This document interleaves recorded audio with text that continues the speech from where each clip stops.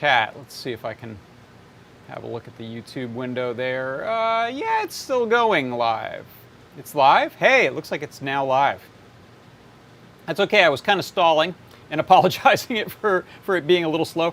The upshot is that my operating system and my broadcast software may be having a bit of a disagreement. I'm experiencing some weird behavior, some monitors turning black, but it's still running, so that's good. So if anything happens, Lars did it. All right, let's get started with some stuff, right? First of all, thanks so much to everyone who came by for the unboxing of AdaBox last week. That was a lot of fun. The next AdaBox is coming fairly soon. It's going to be coming in October. So if you are into AdaBox, or you know someone who might be, or you're interested, intrigued, want to try it out, head on over to the Adafruit AdaBox site. You can just go to adabox.com, or you can go to adafruit.com/AdaBox. Either one will work, and you can sign up for the next one. That's going to be AdaBox 20. Can you believe that, huh? AdaBox 20. Wow, it's going to be a cool one. Might be seasonally appropriate. Can't say too much. What happens in October? Kind of holiday. All right. Next up, hey, we've got a little bit of a help wanted sign up here. AdaBot is still trying to get that up there. Not enough glue, but one day that corner is going to stick there. And if you head on over to jobs.adafruit.com, as Mr. Certainly just posted in our Discord, you will see some openings available for people looking for work, including this one I just saw on here. This is someone looking for help with the design build of a wearable necklace pendant that buzzes. And that is a contract job. So I believe you can do that remotely. The company is out of Newark, Delaware, but I think you can be anywhere and work on this project if it looks interesting to you. So go to Adafruit's jobs.adafruit.com. It's always free. It's free to post your positions. It's free to post your resume, and maybe you'll find a work connection. I hope so. Hope you do. Let's see what else is going on. Jepler's in the chat saying that there are a number of holidays in October, including International Day of Older Persons. I didn't know that. Nationaltoday.com, huh? That'll let you know. So what else? Hey, on Tuesdays I do this show. It's called JP's Product Pick of the Week. That's the logo right there. And in that show, I pick an item from the vast catalog of Adafruit items that we have for sale. Often a new product pick, sometimes a oldie but goodie. This past week, I spent about 15-20 minutes showing off a new product. One, in fact, that we'll be dealing with a little bit more today, but in that I broadcast live from the product page, and this is what this past week's new product pick looked like. There it is. It's the NeoKey 5x6 Ortho Snap-Apart PCB. So if you watch that show while it's live, you can get a huge discount. It's 50% off for that. And I like to also do a little 1-minute recap. The full video that I do, full live stream, is some demos and some code exploration, but here's a little excerpt. Enjoy. The NeoKey 5x6 Ortho Snap-Apart. I have some simple demo code running right now, which just lights up keys when I press them. I wanted to have some non-1 unit standard spacing. So these are actually 2 unit spacing. So in order to do that, you can see I've done a little bit of soldering here where I am running power where it's needed, ground where it's needed. I run the row pin horizontally, and I run the column pin vertically. That allows it to still treat it as a matrix. This one's actually acting as a number pad. 1, 2, 3, 4, 5, 6, 7, 8, 9. This is a delete. This is numpad / star plus. This is a enter key or equal. Here you can see we are still able to light up the NeoPixels, the Ortho 5x6 NeoKey Snap-Apart PCB. The NeoKey 5x6. Get my audio back, sorry about that. I had that set to looping. That's the default behavior. I have to remember to set it to hold so it doesn't just play forever and ever. Excuse me. All right, well, next thing I wanted to do is take us on a little journey called the CircuitPython Parsec.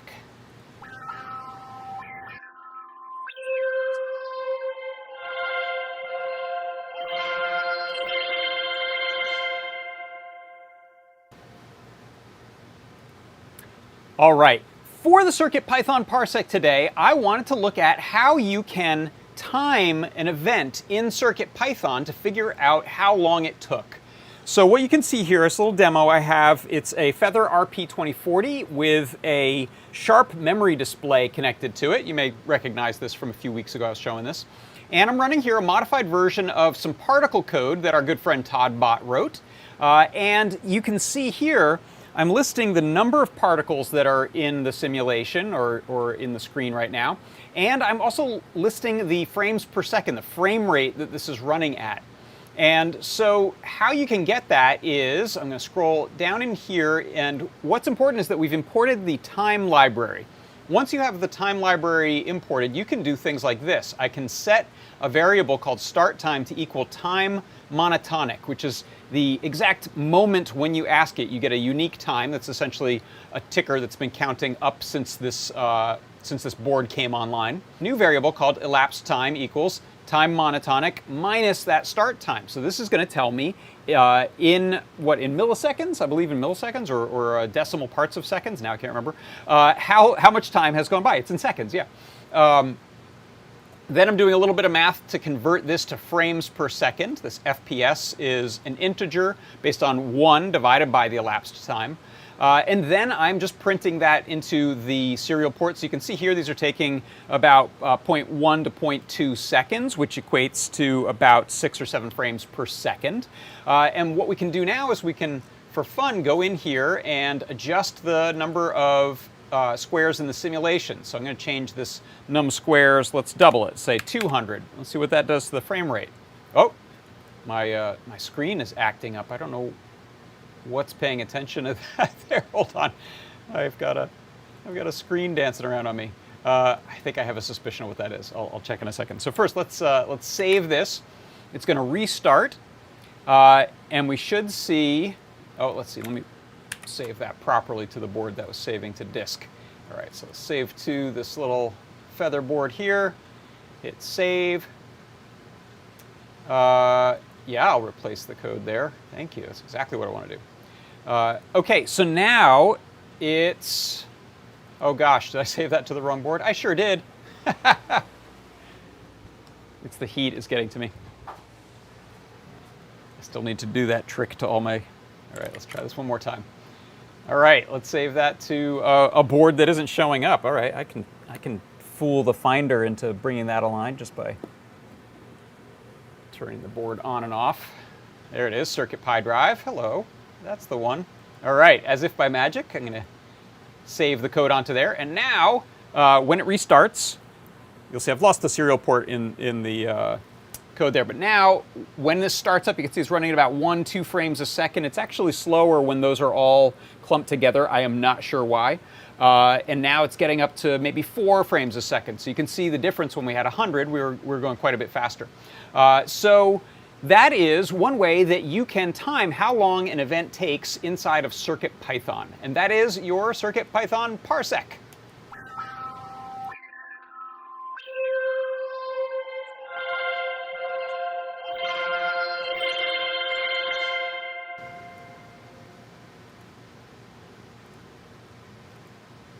All right, yeah, this is a hoot. You'll never believe what's going on. I think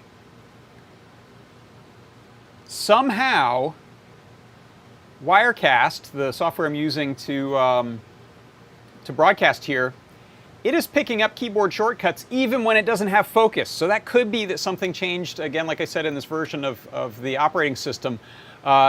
my shortcuts that I use with that little camera controller there are just 1, 2, 3, 4, 5, 6, and that switches between some cameras. So I can do it right here if I just press keys on my keyboard.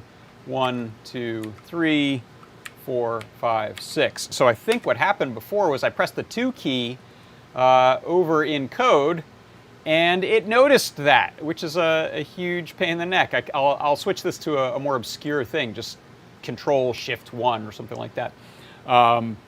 But that's really weird behavior. So if it happens again, I don't know how much typing I'll be doing. If it happens again, I'm just going to disable those keyboard shortcuts. But I think it'll be better if I keep those enabled so I can use this camera switcher over here later, and then get myself some more obscure keyboard shortcuts later on. So it is always an adventure. All right. So let's see, what else is going on? Toddbot says, my code is very bad particle code. See the vertical and horizontal banding? Is it banding? Oh, you mean some particles are staying on a row? I don't know. I think it looks cool. Look at it. Look at this cool stuff bouncing around here. Yeah. So let's get back to it. All right. Let's see. Next up, let's start diving into this keyboard NUMPAD 4000 that I just started calling it because 4000 sounded exciting. So if you remember, so here we are. We're on a bit of a journey with these little ortho key break-aparts. So last week, I used it for the first time live on air, which is always a potentially exciting endeavor. This is what we start with. So this is, as we sell it, that's the sheet of 30 separate, or not separate, 30 connected key sockets. They're diode matrixed, and they have the NeoPixel running through, actually like this, like a snake pattern. You can use it as is by connecting up to the rows and columns like I did last week. So there we have rows and columns connected, as well as a few extras there for ground, power, and NeoPixel. And those, in this case, are running up to this feather. So by reading columns and rows, using the NumPad library in CircuitPython, we are able to tell which key has been pressed. So now what I want to do is take a look at what happens when you want to use this board to its full potential. So while it's cool to have a orthographic, or rather ortholinear 30 key little pad here, what you may want to do with it is snap some of these apart to make different arrangements of them. So you could snap this in half and run them diagonally and make a little mini split key, or get two of them side by side, make a split key keyboard. What you'll need to do, however, is connect up any rows and columns that have been separated so that it still works as a matrix, and you'll need to connect up power, ground, and the NeoPixel. So in the case of this NumPad here, our good friend NUMPAD 4000, I'm going to set this under the overhead here and switch to that for you so you get a nicer view. And let me focus and adjust exposure there. The thing is blown out.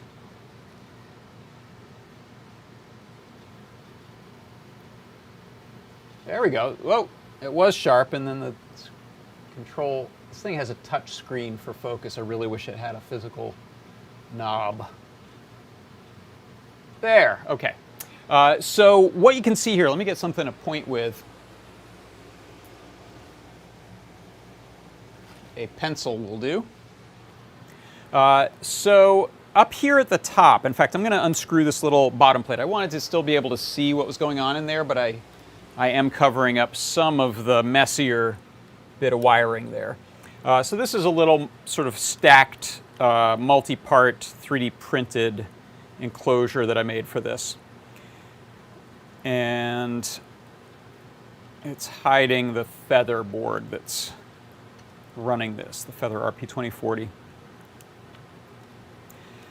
So when you're thinking about a microcontroller for this, you just have to make sure that you've got enough GPIO pins to deal with the number of columns plus the number of rows, as well as one pin for NeoPixel if you're doing that. So let's move some stuff out of the way here. What you can see is the, in this case, I just used yellow wire for all of the columns, and you can see here they just run straight down these, what are essentially 5 columns, right? 1, 2, 3, 4, 5. And then the 1, 2, 3, 4, 5 rows. Except, in some cases, these get a little weird. This first one, actually, I snapped this off backwards because I had the board upside down when I was snapping things apart. So that was just a mistake that I had to reconnect this one. So you can see this one here. I'm going to zoom in just a little bit closer for you. So this one is actually just kind of a repair job. So I'm rerunning a connection that already existed in this little mouse nibble section that you can sort of snap off, this little perforated section. That has 3 traces. You can kind of see them there. So it is connecting up the row, the in, and the ground connections. So I've just bridged those and reconnected those. That was a mistake. Then this is intentional wiring here, which is how you'll always do it. So I'm running the first column pin, the NeoPixel pin, and the power pin, and that's just by convention. You could put them anywhere you like. They're all wired together, all of the V in, and you essentially want to pick the first pin for the NeoPixel. Ground is over here. It's a little bit hidden, but you can see there's a black wire there running to that ground. And again, by default, ground is just connected all the way across the board. But when we do things like either make a mistake and have to rebridge them, or start putting things in non-standard places, then we got to bridge up some of those connections. I think these are a NeoPixel out to a NeoPixel in here. Is that right? Now I can't remember on that one. We'll look at the circuit diagram. I think there's 2 spots where you can do the NeoPixel in and out, either horizontally or vertically. So I chose for some reason to do the horizontal ones on the sides there. So you can see in this case where I've broken these apart to get this non-standard spacing, I'm just running I've got this yellow wire here running column to column, and then again column to column down here, and then running voltage all the way down. Now voltage doesn't have to be in any particular order. You could run it like a spoke and hub, or hub and spoke. You could wire it kind of any way you like, but I went vertically like that just because it made sense. Let me move this out of the way here. The row and ground are taken care of here, so you can see I've just got to get ground going from somewhere to somewhere. You can pick anywhere you like that's convenient. That one at least kept it out of the way from these 2 that I had to do, which are running from my horizontal row to the horizontal row. So what that means is, if I zoom out a little bit, on this matrix right here, this is a 5-column row.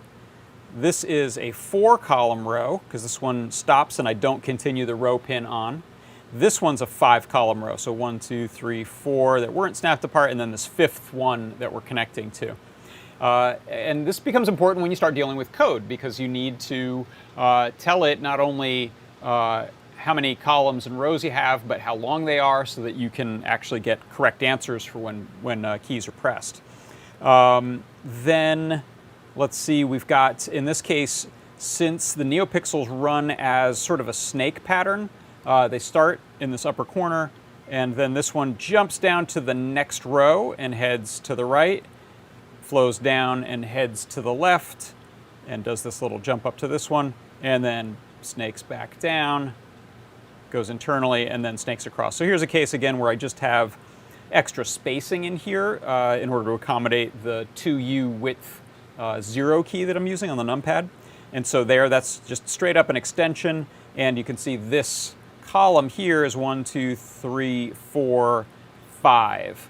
So it jumps over this power and column pin to this one. This one just stops at 4, 1, 2, 3, 4. It doesn't head anywhere else. This one is 5, and this one is a column of 3. So now let's take a look at I mentioned this before, so you've seen this was my intention with this one, is that I wanted to do a more standard NumPad style, which involves having some of these nice big keys. And I really like to use these for key entry in particular, for number entry, also in like spreadsheets and in animation software. There's a lot of places where you start wanting to use something better than a number row. But I like a narrower keyboard. I don't like this to be built right onto my keyboard. So this allows me to place it anywhere I want. In fact, sometimes I like it to be on my left-hand side, and that's a little hard to find a full-size keyboard with a left-hand number pad. So this is kind of why I'm doing this. And then you can also see I've made this sort of one column wider than your typical numpad, so that I get some extra stuff in here. We can use numlock to turn this into the alternate keys, like arrow keys and so forth. That's a sort of a toggle. I've got a page up, page down, a function key, and a control key. So those are all kind of extra, and these are more standard. Now, what I wanted to do is actually look at the code for this a little bit, and I'll be doing a learn guide for this that'll have lots of info and the code, so you can build your own. So what I'm going to do, hold on one second, I'll open up the code.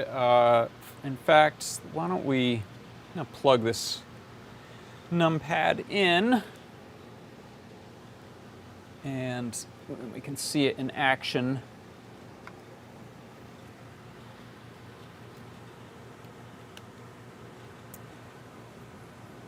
All right, let me zoom out a little further on this one.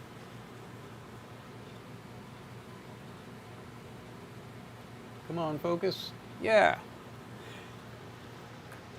All right, so I'm just opening the code that's on that numpad there.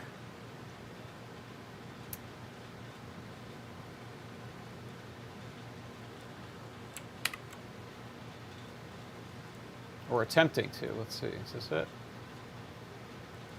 Oh, it's not wanting to open. Hold on. Stand by.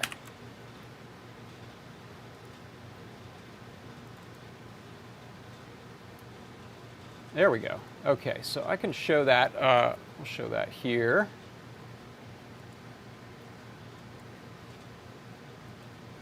There we go. And again, we may end up facing some camera wonkiness when I start hitting buttons. We'll see. So let's see. Can I zoom this a little bit bigger for you? There we go.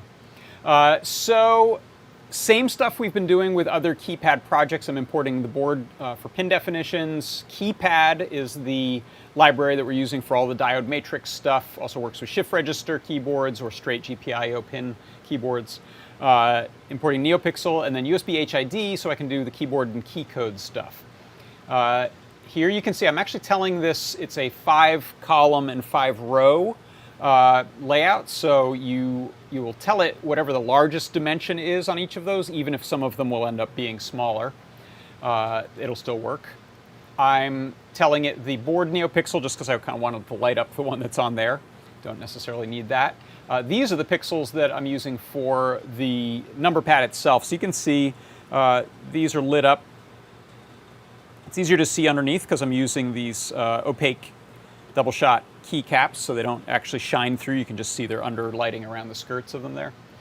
And then here's setting up the matrix. So you can see the row pins. I'm setting those 5 pins that that come in sideways to the different rows, and the 5 pins that come in vertically for the different columns. So again, like I said, that you'll just tell it the maximum dimension that you're using, then you'll deal with it being fewer later.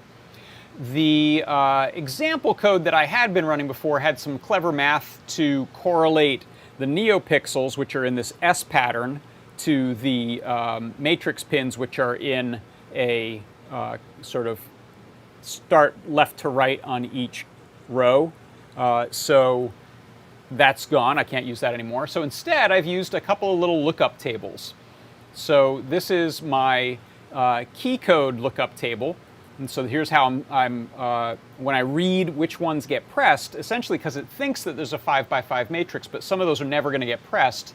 You can see my counting here is a little weird. I go 0, 1, 2, 3, 4, 5, 6, 7, 8, We skipped 9, 10, 11, 12, 13, 14, 15, 16, 17, 18. We skipped 19, 20, 21, 22, 23, 24, and there is no 25. So that would have been the 5x5 matrix, but essentially we have gaps in what gets pressed because there are just key combos that never can get pressed because of this layout. Then the pixel lookup table, since they go in that snake pattern, I need to correlate those to this matrix above. So I've created a lookup table that correlates, and you could figure this out more cleverly than I did. I just pressed stuff and looked at which ones were lighting up and fixed those in this lookup table. This is the key map, so this is just saying what is actually going to get pressed when a particular keypad event happens. So you can see these are all from that CircuitPython HID lookup table. And I can't remember if I've shown that lately, but I'll show it now because it's really helpful. I use it a lot. So if what I usually do is I end up Googling CircuitPython HID key codes. And the first thing that comes up in Google, at least right now, is this nice list, source code for Adafruit HID key code. And this will tell you all the possible key codes, and it has their number value and their sort of nice name value. I believe you can use both. I only ever use the nice name value, so if I want to use a space bar, I just type in the word space bar. Let me zoom it up on this. This is a little small. Boy, everything's lagging on my machine today. Yikes. There, it's a little better. So if you look down, since this is a NumPad, I just kind of scrolled down to see, hey, what can we do on NumPad? We got NumPad, or rather keypad numlock, keypad /*. So this is nice because that means that you get the dual functionality when it's in numlock or not in numlock mode. One, that will be a 1 key unless you have numlock press, or rather you toggle numlock off, then it's an end key. So these keycaps only show one function, but some keycaps will show you, oh, that's both the 8 and the up arrow. It's the 2 and the down arrow. So those actually exist in these HID key code definitions. So we can get to those by using numlock. I said I would get to something about that in a second. I only have the numlock stuff working right now on, I've been using it on a Raspberry Pi, so on Linux, and I believe it works the same on Windows. Mac is funkier, and I need to actually try some other stuff and talk to Dan Halbert and maybe Scott Shawcroft to see if they know how that works, because Mac numlock command is somehow different. So you could use some software to interpret what you send. You can use software like Carabiner is a good example. You can say, oh, it just saw numlock, and instead it'll send what Apple calls clear or shift clear. So there are ways around that, but I think we should be able to do it in HID, I hope. So let's see. Howard Evans asks, by the way, over in YouTube comments, does the switch matrix have the diodes needed to do N-key rollover? Yes. So we can do N-key rollover on this. You can, it can read all 25 keys being pressed at the same time, or however many you have. And I believe there's a good article that Jeff Epler wrote on N-key rollover and how we're dealing with that. So let's see, let me just look that up. Adafruit.com. Let's go to Learn. And N-key rollover. Okay, we have a customizing USB devices in CircuitPython article by Dan Halbert. Okay, I think Jeff also did some work in this. Let me know in the chat. So this talks about how we're dealing with N-key rollover, which means being able to press more than 6 keys at once and having the device on the other end of it recognize that properly. So let's see. Okay, so at this point, let me know if you have any other questions about this one. I can, I'll probably demo this I'll do a little demo video of this another time running on like a Raspberry Pi. I'll just goof up this computer right now if I try using this too much. Let me do a quick demo actually, just a little bit. So if we go back to this screen right here, what I usually tend to do is just throw in a comment down at the bottom. It's a little hash symbol. And now you can see, is it going to switch cameras? Oh, it didn't. Good. Okay. I pressed the 2 and I was worried the camera would switch. So you can see here I have the main number keys. Delete, I actually have it working as a backspace. This is just more useful for me, the way I do stuff.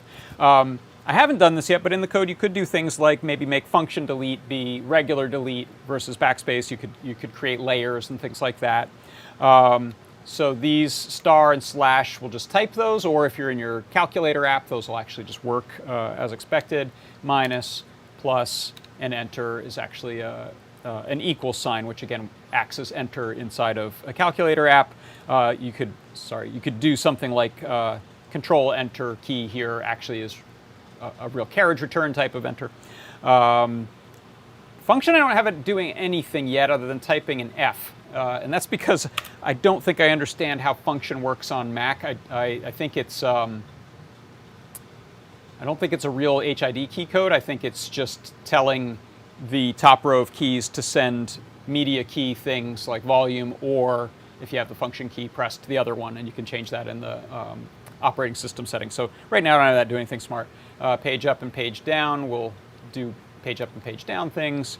And then numlock, in this case, isn't going to do anything.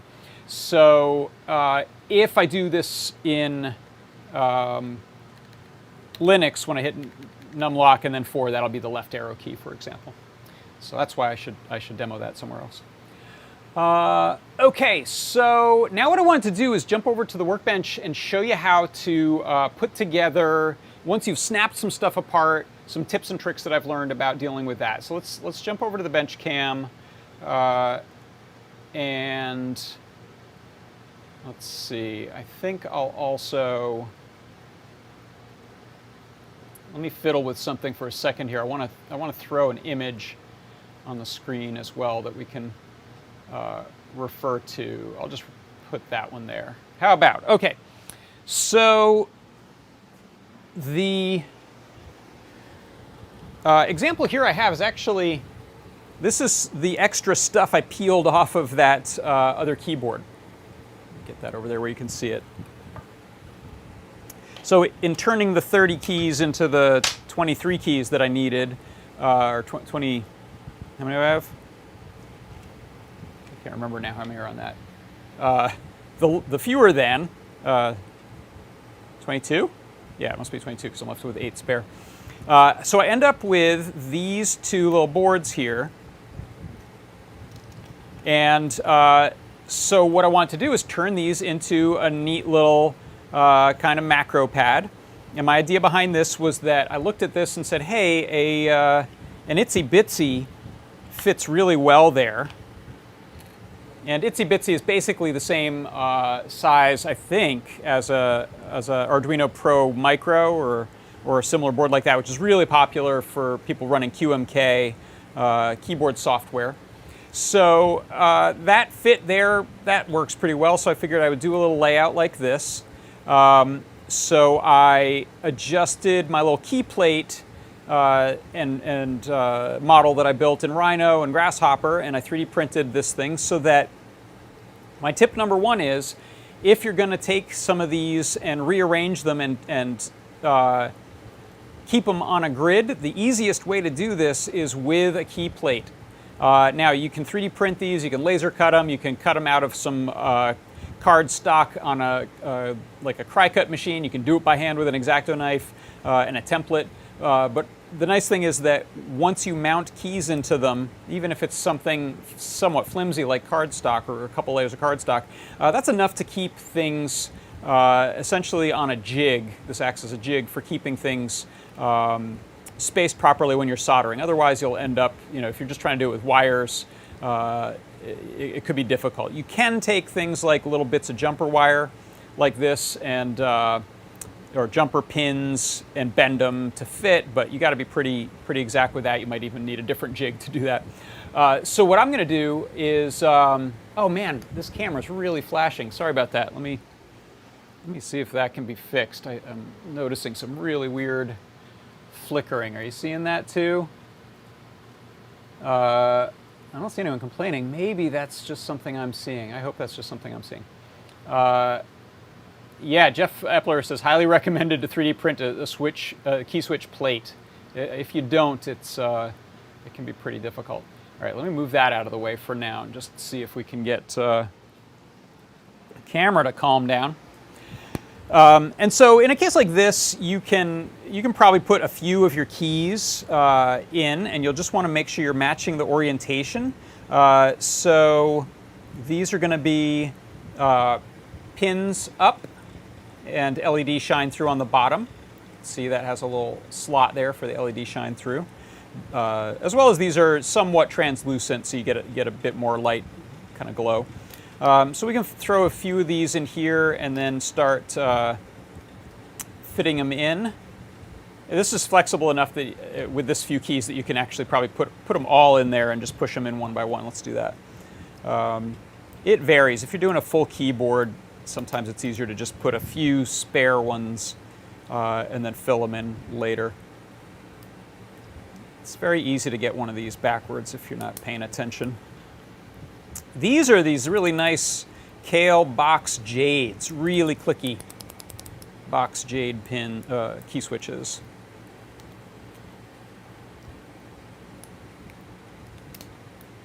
That I'll save those for after. So now I'm just going to do a little bit of a horizontal wiggle to make sure those pins don't bend and are in there neatly. Go. Let's do these here. So this is the alternate way, which is place some switches in to begin with, and others come through both the plate and the PCB. It doesn't make a huge difference, but in a small board like this. But there you go.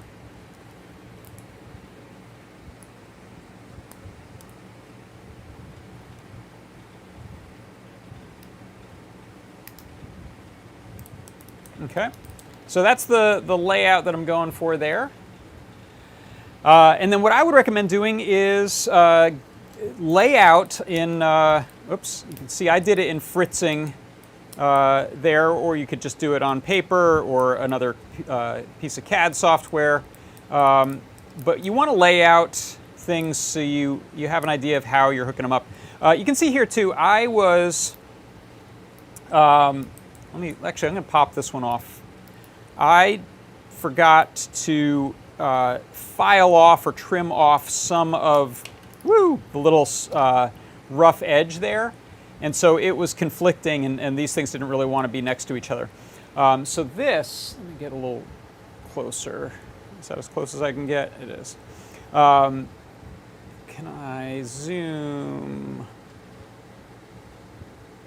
any closer?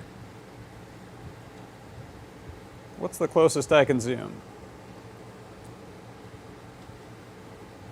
Not much closer than that. Okay. So what I'm going to do in this case, I'll just go ahead and take some diagonal cutters and just trim off that little extra bit there.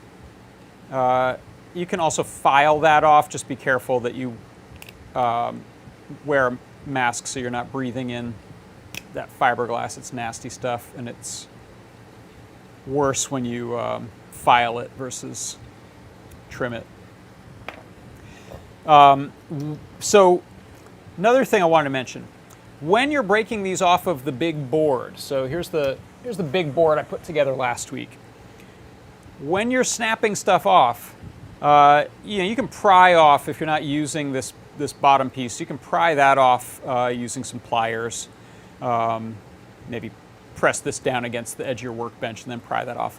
The trick is with snapping these off, because when you put some diagonal cutters in there and snip one, you may be putting a little bit of strain on the sort of surrounding connections. And what I found is, in a couple of cases, I ended up breaking just one of the 3 traces in the vertical part. I think this one here, it actually snapped the tiniest little bit of that trace there, so that connection is suspect. So any of them that are sort of neighbors of places that they got snapped off like that, especially when you first start cutting things and there isn't any clearance, you want to go in there with a multimeter and check and see is there continuity, because if not, those 2 columns, it's not going to recognize this. Those 2 columns aren't going to work. So let's let me refocus here, and I'll grab a multimeter. And the nice thing is, if that trace was nicked, it can be jumpered with those 2 pins right there. So any 2 sort of neighboring pins across 2 NeoKey sections are going to allow you to, jumper them.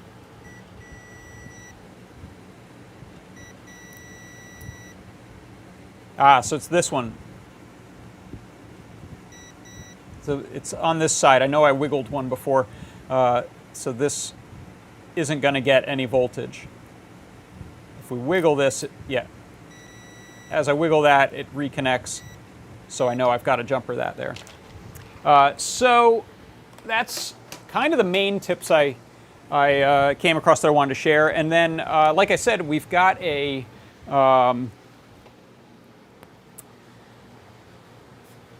let's grab my illustration here. We've got a little diagram of what I want to connect from a board-to-board standpoint. And by the way, since I broke these off the way I broke them off, they're needing to be run horizontally. It's totally feasible that you could make this exact kind of board pattern without needing to rebridge stuff internally if you just snapped off 2. So you could be left with that depending on how you're working. But in my case, they've got to be connected. So now I'll put this back on here. We should now have clearance because I trimmed that off. You know what? I am going to grab a file real quick. And I'm going to turn my head and not breathe. That works sort of too.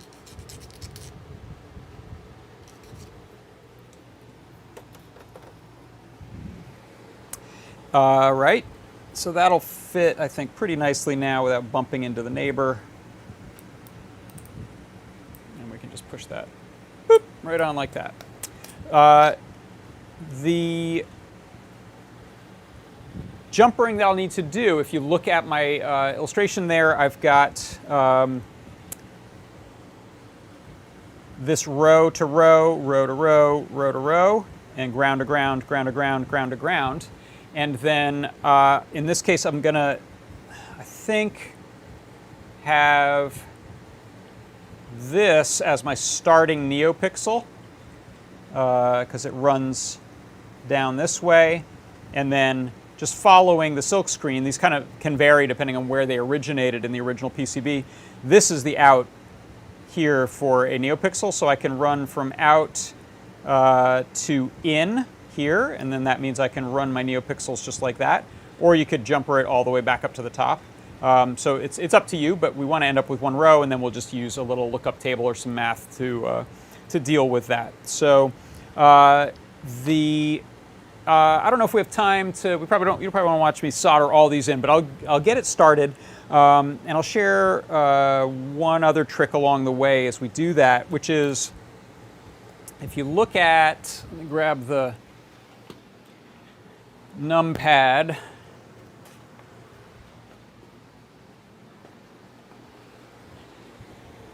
If you look at how these are connected, I wanted to solder the wiring from the bottom to keep the top pretty clean.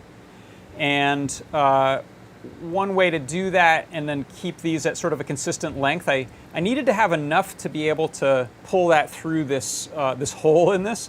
I wanted to still be able to get it out when I unscrew that. So I have some excess, but it's actually all a uniform amount of excess wire there. So to get that uniform, or to get it pulled like really nice and straight, if you want to go for real clean look, I used some of our, I believe this is 26 gauge silicone covered wire, which you can actually thread up into the holes on most of our microcontrollers. So I soldered one end to the keypad first, so those all got soldered. Then I threaded them up through here, and then cut them to consistent lengths once everything was arranged, stripped a little bit of the silicone wire, and then soldered it from the top like that. So I ended up with like that real clean soldering and really consistent wire lengths, just because you can't just cut them all to one consistent length, because they're all splayed across different positions on the board. So I thought that was a helpful tip there for doing some clean wiring, is to get wire that's thin enough to thread right up on through, and then cut it to length once you have things arranged properly. So then, yeah, so for these, you can do this a couple of ways. I think in this case, I'll probably just do these as straight jumpers of either solid core wire or header pins. So here's a bent header pin. So you can take these pins that are just direct across each other connections and just tin them, and tin a little jumper. Solder, it'll suck to there and then cut off the excess. I think that these 90-degree header pins, actually, I have some spare of these. They work pretty well like this, where you can solder that, if you see that little leg of the J there, or the L, you can solder that, boop, just like that, and then trim it off later. So let's do one like that. I'll show you what that looks like. And sorry I don't have a closer up camera here to look at that. All right, did that just flicker? I'm gonna have to check this in the replay. I think it's just my display setup has gone goofy today. Let's find some solder and get this temperature up on this little iron.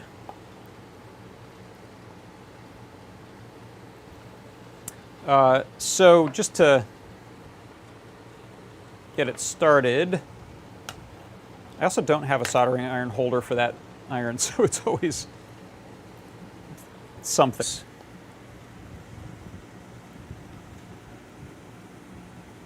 And we don't really need mechanical holding by these wires, so it's okay that they're not running through the holes. Just got a piece of spare solder fell in there. So I'm not worried about actually running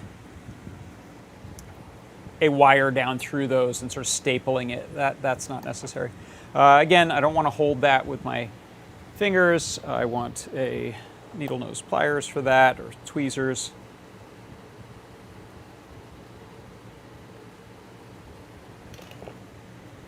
And hopefully you can see that. It's kind of small. I'm just going to come in.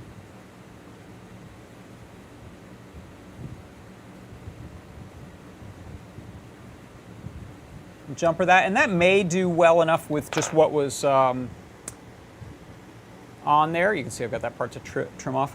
But I do, once I got it tacked on there, I actually like to go back one at a time. And, oh, you got to be quick with it though, yeah, because it does heat the whole thing up. Try that again. I was saying I wanted to go in there one at a time and get more solder on there, but I will do it like that. Oh, that's on there nice. And like so.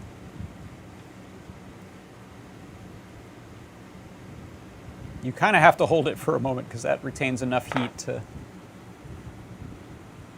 be quick there. All right, so those are now joined. I know you can't see that too well. So that should work pretty well. You could also take the time to cut some little staple style solid core wire if you want. The real proof is, can I trim it without it blowing off, because that'll tell you if the solder joints are good enough. Yeah, there we go. Got that off of there. Make sure there's not contact with the little end of the KL switch there. So you'll end up with just a little row of those kind of guys. Here I did it with some little spare legs off of just some resistor leads, I think. So it's a little thinner than this jumper wire on there. But that you'll want to do for the row and ground, row and ground, row and ground. Don't get crazy and do the, don't get overexcited and do the in, out, out, out, in. Those are all NeoPixel things, and that'll make things really goofy if you do that. So I think I'll leave it at that. You can use your imagination. I'll probably finish putting this one together just because I think it's cool, and then I'll have a little fun itsy bitsy guy that can be arranged different ways. Only thing to be mindful of is the orientation of the NeoPixels if you're relying on those for some of the cool look. These would all be to the right there, which might be fine, but it probably works best in one of these vertical orientations. All right, so that should get you started, hopefully, if you're thinking of using these lovely little ortho keypads to do some work. So let me know if you have any questions. And let's see. Someone said that their audio, everyone's audio okay. This Twitch stream stalled. Uh-oh. Yeah, we're having some issues, huh? It looks like YouTube is telling me it's not getting a fast enough stream. So my apologies. I'll be doing some testing of this, maybe rolling back an operating system if necessary. So,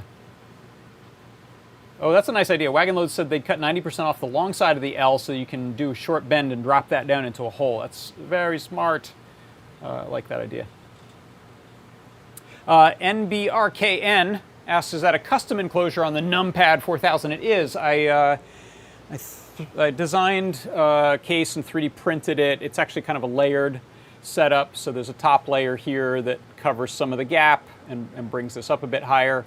There's the plate, little base plate there that all the key switches are popped through. And then I made a sort of open bottom there that we can see the cool NumPad through still, but really that should be closed off so you don't risk getting Cheetos all over those or whatever. I'll be posting these files up when I put the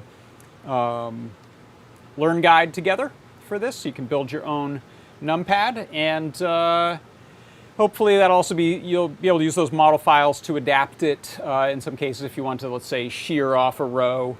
I'm trying to figure out if there's a good way to make it somewhat easily procedural, but to be honest, I'm building it in Rhino and Grasshopper, and so the tools I have are for doing procedural stuff inside of Rhino and Grasshopper. So maybe this is the sort of thing we should get the Ruiz brothers to do in Fusion 360, or if one of you wants to do that, to have a procedural switch plate builder that you can pick which, that's what I have now, sort of. I can pick what size and where they are to some degree, and then cull the ones I don't need and have it print out the plate for the right dimensions. So let's see, other questions. Oh, talk about seeing camera vibrations on the stream, and that's showing up as flickers for some people. Sorry. All right. Yeah, I may need to lock that camera down a little harder. It's actually my HVAC, I think, is blowing on that camera just enough to cause some vibration. Whee! All right, I think that's going to do it then. Well, thanks everyone for stopping by. And let's see, what have we got? I think we've got a deep dive with Scott coming up tomorrow. We'll have a product pick of the week on next Tuesday. Wednesday, we'll have 3D Hangouts with Noe and Pedro, followed by a show and tell and an Ask an Engineer later in the day. And then I'll be back with another John Parks workshop next week with a different project and maybe a little final wrap up on any of this stuff if I have any new info on them. But that is the very bombastically named NUMPAD 4000. And glad to finally have a good NumPad back in my life. So I think that's going to do it. Yeah? All right. Thanks, everyone. And I'll see you next time. Bye-bye.